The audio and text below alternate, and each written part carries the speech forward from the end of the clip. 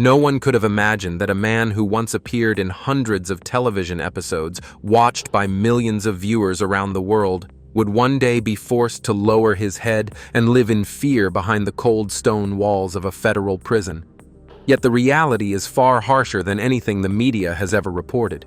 Rick Harrison is not only serving a life sentence for charges related to money laundering and human trafficking, he is also being brutally abused by those who once watched him on TV and harbor a deep hatred for anything that symbolizes so-called privilege. What led a beloved television personality to end up crushed both physically and mentally behind bars?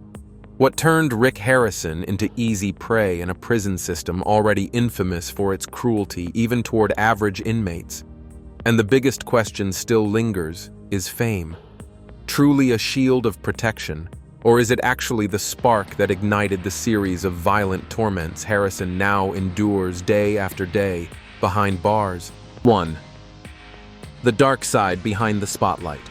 For many years, Rick Harrison maintained the image of a devoted father, a successful entrepreneur, and a sharp television personality known for his near-flawless ability to appraise antiques. However, fame often comes hand in hand with hidden shadows, and in Rick's case, it wasn't just a few temporary dark spots, but rather an entire secret network that he was alleged to have built and managed behind the scenes of television. The first suspicions didn't come from the media, but from former associates and individuals who had once done business with him. Rumors began to circulate within the Las Vegas business community around 2016, suggesting unrecorded cash transactions, items being brought in without proper documentation, and investments with unclear origins. At that time, the show Pawn Stars was still at its peak, averaging over 5 million viewers per episode on the History Channel, a figure significant enough to make most media outlets steer clear of any negative controversy involving one of the network's biggest hits. However, by 2017, the situation began to shift, as the FBI expanded its investigation into money laundering activities within Nevada's pawn industry. According to internal reports, Las Vegas ranked among the top 5 cities in the United States for the highest volume of unregulated cash flow, and establishments like the Gold and Silver Pawn Shop, which handled millions of dollars in transactions each year, quickly came under scrutiny. While the initial investigations did not name Rick directly by mid-2018, a series of irregular financial documents were discovered in tax records and banking systems connected to the company under his ownership. By the end of 2024, the FBI made its move. In the early hours of the morning, Rick's $37 million mansion in Las Vegas was raided in a sudden operation. Special forces stormed the property and seized dozens of boxes filled with documents, hard drives, large sums of cash, and various records tied to a series of shell companies allegedly linked to Rick either directly or through intermediaries. The media erupted instantly. Major networks like CNN, Fox News, and TMZ simultaneously reported the incident with explosive headlines such as Pawn Stars, Celebrity under investigation for money laundering and human trafficking. Social media was flooded with confusion and disbelief. The once confident face of Rick, known for his easy smile and piercing eyes, was now replaced by a visibly anxious expression. Hands in cuffs being escorted out of his home beneath the flashing lights of dozens of camera lenses. By April 2025, Rick Harrison was formally indicted on charges of money laundering conspiracy in a human trafficking ring and federal financial fraud. The prosecution's indictment detailed how Rick had used his pawn shop as a business front to legitimize millions of dollars generated from illegal operations, including involvement in a trafficking network that spanned across 3 different states. Crucially, digital evidence pointed to his direct role in approving and coordinating the suspicious transactions. During the trial, Rick's legal team argued that he had been taken advantage of by trusted individuals, and that he did not have full oversight of internal operations. However, the prosecution countered with a series of damning pieces of evidence, including emails, recorded phone calls, and signed contracts, all indicating Rick's active involvement in the criminal enterprise. After months of courtroom proceedings, Rick Harrison was sentenced to life in prison without the possibility of parole. Public opinion was sharply divided. Half of the online community was left in shock, while the other half believed he had simply reaped what he had sown. But what few could have predicted was this: the trial was just the beginning of a much darker chapter. While the courtroom battle had ended, it was inside prison walls where Rick would face a punishment far more brutal than any legal sentence. An unrelenting torment of body and mind in a place where power and fame held absolutely no value. 2. The first shock behind bars. Not long after receiving a life sentence, Rick Harrison was transferred to a medium-security federal prison located in Nevada. This facility houses over 200 inmates ranging from drug offenders and financial fraudsters to individuals convicted of murder. With his notorious criminal background and a name that was all too familiar, Rick quickly became the center of attention among both fellow inmates and correctional officers. The cruel irony was that the fame that once served as his armor in the media world had now turned into a double-edged sword, making him a constant subject of scrutiny. From the very first day he set foot in the prison, Rick could feel the shift in atmosphere. The bright lights of cameras were gone, the applause from audiences had vanished, and there were no fans lining up for autographs. In their place were cold, watchful stares from longtime inmates, people who had long been cast aside by society, and now had the opportunity to welcome a symbol of the outside world into their familiar territory. To them, Rick's arrival was nothing short of a gift from above, a perfect target to humiliate, to vent their rage on, or to use as leverage in climbing the ladder of power within the prison system. According to statistics from the Bureau of Justice, statistics up to 18% of inmates who are either famous or have had media exposure become victims of violent attacks within the first year of incarceration, a rate nearly 4 times higher than that of ordinary prisoners. For Rick, that statistic was no longer just a number. It was a real and present warning every time he stepped out of his cell. In the beginning, Rick tried to keep a low profile, opting to lay low. He barely spoke to anyone, avoided eye contact, and strictly followed every rule set by the prison staff. Yet that very caution only made him stand out more. In a place where survival often depends on belonging to a group, silence can easily be mistaken for weakness or arrogance, 2 traits that are never tolerated behind bars. As for the guards, people who were no strangers to processing high-profile inmates, Rick received no special treatment.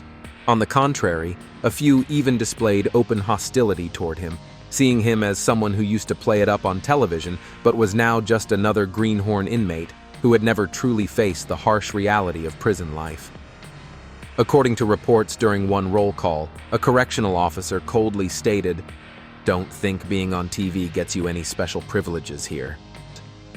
In this place, you're just inmate number 98416, nothing more, nothing less." That indifference had carved out a dangerously empty space no one truly cared about: Rick's safety. And he found himself completely isolated in an environment where the rules were written in violence, blood, and fear. During just the first week, Rick was faced with 3 indirect threats: a wet towel hurled into his cell, a broken razor blade placed at the edge of his bed, and a piece of paper scribbled with the message, "Hollywood has no place here." No one claimed responsibility, but the message couldn't have been clearer. He wasn't welcome, and even the smallest misstep could cost him blood. Rick began to feel like he was constantly being watched, not by a specific group, but seemingly by everyone around him. He heard whispers behind his back, felt eyes locked onto him in the cafeteria, and was deliberately passed over when it was time to receive his meal. His mental state shifted rapidly from someone used to making quick decisions, leading teams, and speaking in front of crowds. He now couldn't even hold eye contact for more than a few seconds. Even sleep was no longer a place of refuge. Rick often woke up in the middle of the night to strange, mocking laughter, repeated knocking from neighboring cells, or just the creeping sensation of being watched through the cracks of the prison infrastructure. In a place where even the most minor gesture could be interpreted as a threat, Rick fell into a state of quiet panic, his psyche unraveling and his ability to regulate his behavior slipping away. The torment didn't come from fists. It came from the unrelenting silence, from the contemptuous stares, and from the brutal realization that there was no one to lean on. This was the earliest phase of prison violence, psychological torture, where the victim lies awake each night wondering, will I make it to tomorrow? In reality, within the prison system, assaults often begin with this kind of psychological abuse. According to data from the Prison Policy Initiative, up to 70% of violent attacks are preceded by a sustained period of humiliation lasting 1 to 3 weeks. Rick was being pulled straight into that pattern, and he knew it. But what left him feeling most powerless was this: no one wanted to help, and there was no way out. The collapse had already started, not with punches, but with the slow erosion of his mental strength by the suffocating loneliness. Rick Harrison, the man who once controlled every negotiation, couldn't even bargain with his own fear anymore. The first attack. About 3 weeks after Rick Harrison entered the prison, warning signs had officially turned into action. It was a hot afternoon in mid-June when the prison held its scheduled yard time.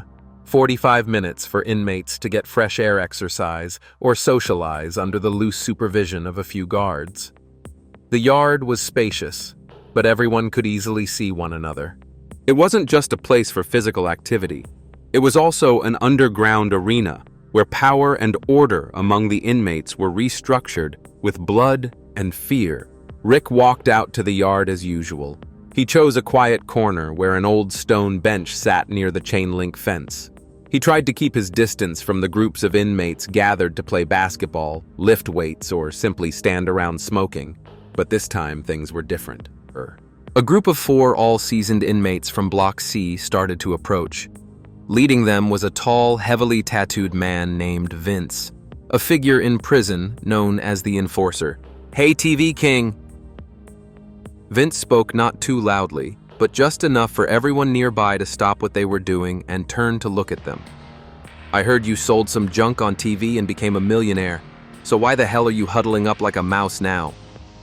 Rick didn't respond. He looked down at the ground, trying to stay calm, but Vince didn't let up. He walked closer, put a hand on Rick's shoulder, and leaned down. "Here, you're nobody. You're just leftover food. Got it." Without waiting for a reply, Vince suddenly shoved Rick to the concrete floor. Laughter erupted from the group surrounding them. A punch landed hard on Rick's chest, followed by another one to his jaw. The guards stood at a distance, pretending not to notice. No one intervened. Silence enveloped the yard, and it was in that silence that Rick Harrison was beaten for the first time in his life. Less than a minute later, Vince's group walked off as if nothing had happened. Rick lay motionless on the ground, his face swollen, lips, torn blood oozing from the corners of his mouth. No one came to help. It wasn't until the horn signaling the end of yard time sounded that an older inmate quietly helped Rick into the infirmary. The prison doctor dressed his wounds hastily and gave him 2 painkillers. No report was filed. No charges were made. No one was reprimanded. Everything passed as if it were a minor accident. However, in Rick's mind, that punch marked an irreversible boundary. For the first time in his life, he felt completely powerless. There were no rules, no protection, no justice. Only the harsh truth. A man who once had everything was now nothing in this world. In the following days, Rick slowly got pulled into an underground order that he didn't fully understand. In this federal prison, there was no such thing as neutral. Every inmate had to belong to a faction, and since Rick didn't belong to any, he became easy prey. It was in this desperate moment that someone appeared. Frank, a man who had been incarcerated for over 18 years, regarded as a veteran in the prison. Frank didn't attack Rick. He simply offered to help. In a brief conversation at the mess hall, Frank bluntly said, "I can protect you, but you have to be worth something." Rick was surprised. "What do you mean?" Frank sneered. "You had connections on the outside. You know how to do business, how to pull people into your world. Those things could turn into an advantage if you know how to use them, but you have to pick a side. If you don't, you'll become a target to be taken down." This offer wasn't help. It was a life or death deal. Rick understood clearly that refusing would make him a target forever, but agreeing meant sacrificing his last shred of dignity. From a man who once ran a legitimate business to now participating in an illegal system inside prison, drug dealing, money laundering, controlling the guards, and managing the services that prisoners need. Rick agreed, but deep down he knew it was surrender. He became a messenger, writing supporting transactions between factions using his intellect to handle deals for the thugs. In return, he got protection. No beatings, no provocation. But the price was the scorn of others. They didn't touch him, but their looks made him feel like the most pitiful person a star once respected, now begging for protection from murderous gangsters. Rick no longer trusted anyone. In his cell, he often wrote notes on the margins of his Bible as a way to remind himself, "I made mistakes, but is this life really worth living?" He became more reclusive, doing only what was required, speaking little, avoiding unnecessary conversations. But this behavior turned him into a target for a different kind of torture, prolonged psychological torment.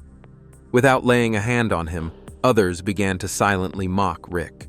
Every time he passed by, someone would loudly say, "Hey, why didn't you bring a camera today? Why isn't the TV showing you washing dishes?" Cruel jokes, watchful eyes, and whistling as he walked by. All of it created an invisible pressure. Rick began to feel paranoid. He suffered from endless insomnia, often dreaming of being dragged to the guillotine in the middle of the yard. When he woke up drenched in sweat, his heart racing but unable to tell anyone.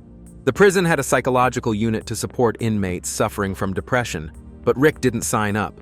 He feared that doing so would make him seem weak, and weakness in prison was an invitation to death. According to the National Institute of Corrections, cases of soft torture, psychological violence rather than physical, are 3 times more likely to develop severe anxiety disorders. Rick was a prime example. His mind wasn't crushed by physical wounds, but by the constant existence of feeling watched, humiliated, and losing himself. The world no longer saw Rick Harrison as a television mogul. Inside the prison, he was just a commodity, used, betrayed, and eventually forgotten. But what hurt even more was that he started to believe it. For the second beating. In the 3rd month of his imprisonment, Rick Harrison entered a new phase, not through adaptation, but through a complete collapse. After picking a side and agreeing to act as an intermediary for Frank's group, he thought he had found a temporary sense of safety. However, in the brutal world behind bars, alliances don't last long, and standing on the wrong side is a slow death sentence. It all began when an internal cigarette deal went awry. A shipment hidden in the laundry room never reached the intended recipient, and the person responsible was immediately apprehended by a guard. Rumors spread quickly throughout the prison. Someone had snitched to the guards, and the first name to come under suspicion was Rick, the only new person in the operation. Quiet, always taking notes, and rarely involved in direct activities. For those who had been here for years, silence was always seen as a sign of betrayal. Rick could clearly feel the change in the eyes of those who had once protected him. Frank didn't say a word, but started avoiding him. The 2 underlings Rick used to see at the dining hall stopped showing up as well. No one warned him, no one protected him. For Rick, that was the clearest sign he had been abandoned. The attack took place on Wednesday during the lunch break when the prisoners were allowed to move freely between the yard and the common area. Rick was walking alone, carrying his small notebook. He intended to sit in his usual corner of the yard. But this time no one stood nearby. No groups were gathered. There was no noise. The unnatural silence, an eerie kind of quiet, like the ones in mafia movies he had seen, was the first thing that made Rick uneasy. Then from behind the small storage shed at the far end of the yard, 3 people appeared. One of them was Vince, the one who had beaten Rick in the previous assault. But this time, he wasn't with his usual crew. The other 2 were Latin prisoners, believed to be soldiers from a faction opposing Frank. The temporary alliance of these factions sent a clear message. The target had been marked and no one was left to defend him. Rick stood up, intending to head into the main building when Vince called out. "Where are you going?" "Hollywood. Didn't you have an appointment?" Before Rick could respond, all 3 charged. There was no time to react. A punch to the jaw knocked Rick to the ground. Immediately after, a kick to the stomach followed. Another one grabbed his hair and slammed his head onto the concrete floor. Blood began to trickle from his temple. Rick didn't scream, didn't resist. He had no strength left, no survival instinct, only acceptance. The assault lasted just under a minute, but it was enough to nearly destroy his entire body. 2 ribs were broken, his cheekbone cracked, and his right leg dislocated. By the time the guard arrived, the attackers had already fled. They made no effort to conceal their actions. There was no need. They knew no one would investigate. And they were right. The incident was recorded as a scuffle between prisoners and quickly handled internally by changing cells. Rick was taken to the medical room. This time his injuries were far more severe. But the most serious injury, the one that could not be detected by an MRI scan, was the complete breakdown within him. Rick did not say a word for 3 days while lying in the hospital room. He refused to eat, and he refused to participate in physical therapy. A psychologist came to talk to him, but Rick simply turned his face away in silence. On one occasion, the caregiver overheard him whispering, "I don't know who I am anymore." This is when the stages of depression began to become clearly evident. The first stage was denial. Rick couldn't believe that he was once the person loved by the entire nation. Then came the simmering anger.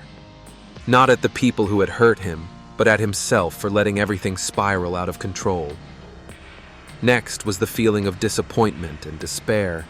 He began to think about giving up and started asking himself, would anyone care if I died?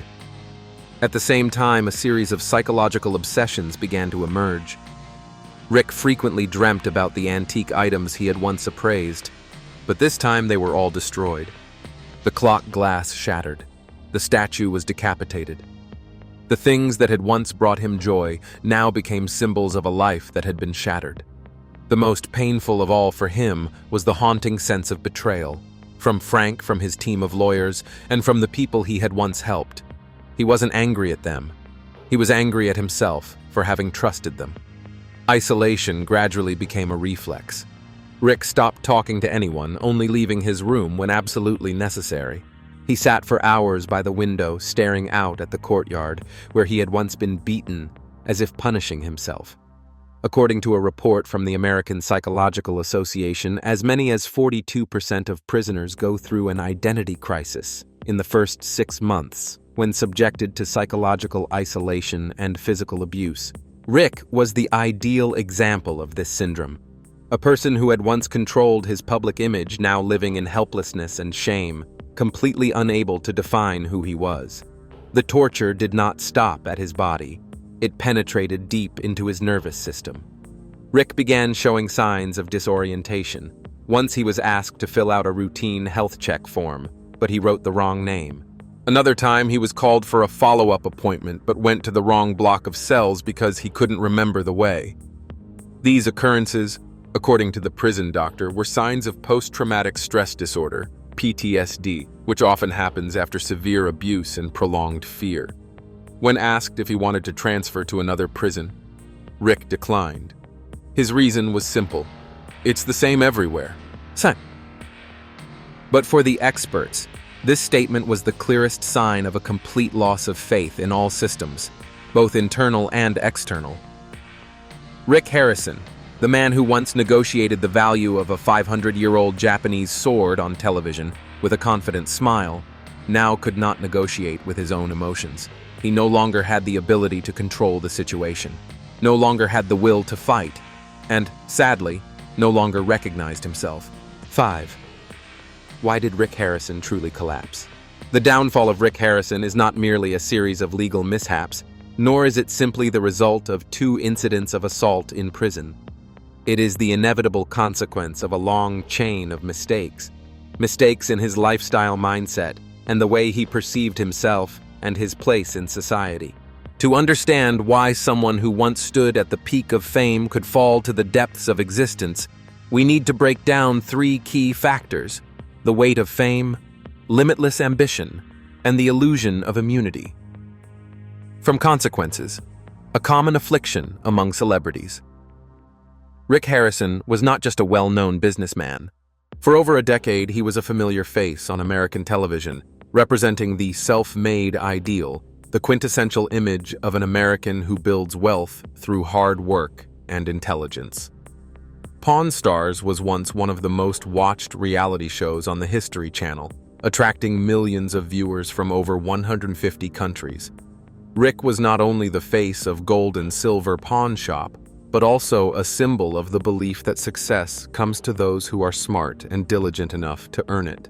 Because of this, Rick's fame was not just an asset, it was a halo that isolated him the moment he stepped into prison. To the other inmates, Rick was the embodiment of injustice. A man who had once lived in a mansion with money power and the admiration of the entire nation.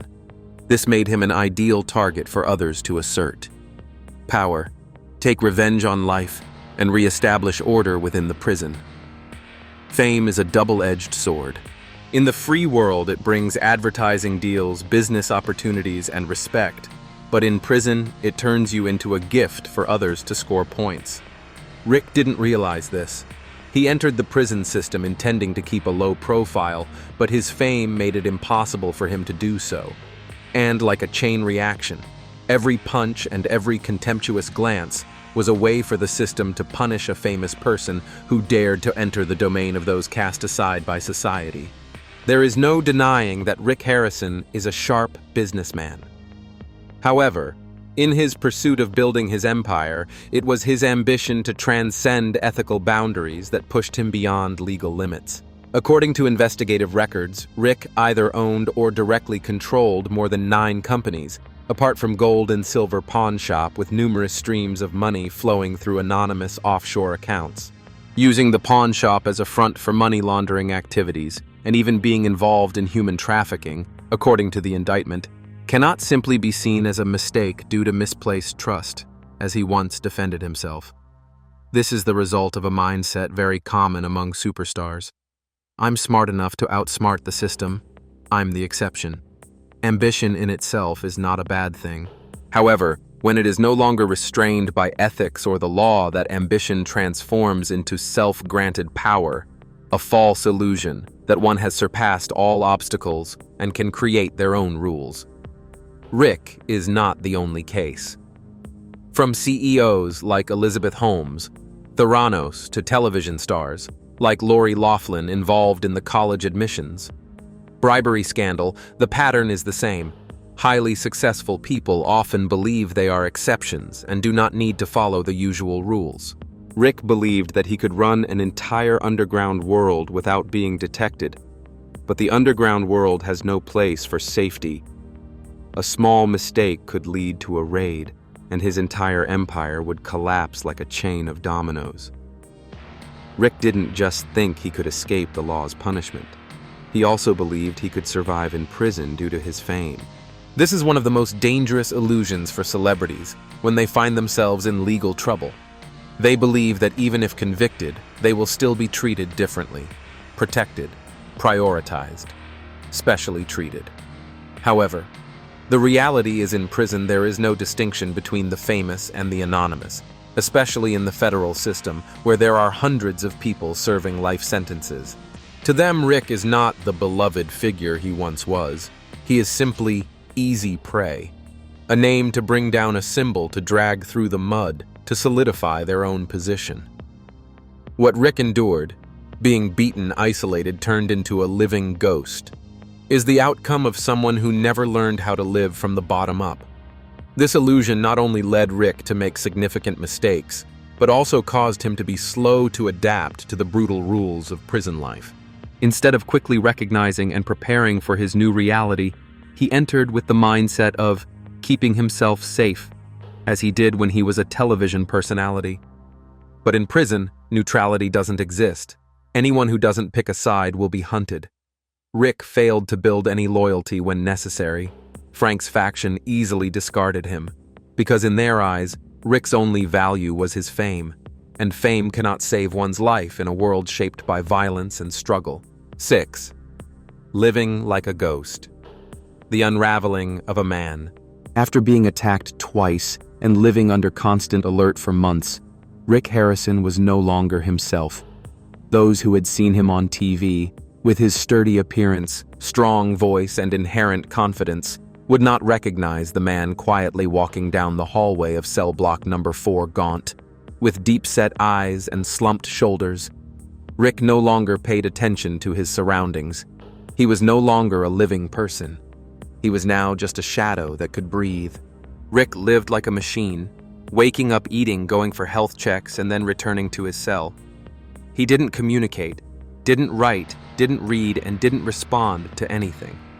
The guards had given him a nickname, Ghost. Once a new guard asked jokingly, "Is this old man mute?" The veteran guard replied, "No, he's just waiting for time to finish him off." No one officially attacked Rick anymore, but in reality, there was no need to. The final blow didn't come from fists, but from within him. All efforts to preserve his dignity, to maintain his identity, or to hold on to the remnants of the Rick Harrison who had once been respected, had shattered. Prison doesn't just imprison the body, it crushes the will. And in Rick's case, he had completely surrendered. The concept of a psychological prisoner, as described in the research by the Yale Law School Prison Project, accurately portrays this state. It's a person who has lost the ability to identify themselves, living in a state of passive resignation with no goals or points of reference to understand reality. Rick fully met all of these criteria. He existed not out of hope, but because there was no other choice. Once, a young guard saw Rick sitting motionless near the window and asked casually, "What are you thinking about?" Rick didn't respond. After a few minutes, he simply turned around, looked the guard in the eye, and said, "I used to think people went to prison to pay for their sins, but here I don't know what I'm paying for anymore." No one answered him, because no one could. In that dark corner, Rick Harrison was no longer the television star he once was. He was no longer a businessman, no longer a victim, and no longer a prisoner. He was simply a man who had completely lost his will to live, a body drifting in the shell of a once strong person. And that was the most brutal form of torture, when a person is stripped of the ability to even recognize themselves as human. When the name Rick Harrison is mentioned in recent years, people no longer think of a savvy businessman or a sharp television personality with a mischievous smile behind the pawn shop counter. Instead, the image of him conjures up the picture of a man crushed not only by the legal system, but also by an invisible, far more merciless force, a collapse from within himself. From the very beginning hailed as the symbol of the American dream, Rick has gone through many phases: fame, controversies, crime, imprisonment, abuse, and eventually, being forgotten. But what makes his story even more painful and terrifying is not the life sentence, but the fact that he no longer recognized himself. Stripped away to the point where he couldn't even recognize his own form. That is the outcome that few would imagine for a person once at the center of global attention. From a sociological perspective, Rick Harrison's story carries an important lesson.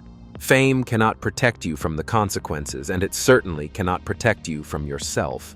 Fame can open doors to you, allowing you to enter big rooms, sign lucrative deals, and receive praise and adoration, but it can also make you the target of hatred, jealousy, and violence, especially when you find yourself in an environment where power exists only in its most brutal forms, punches, control, and the law of the jungle.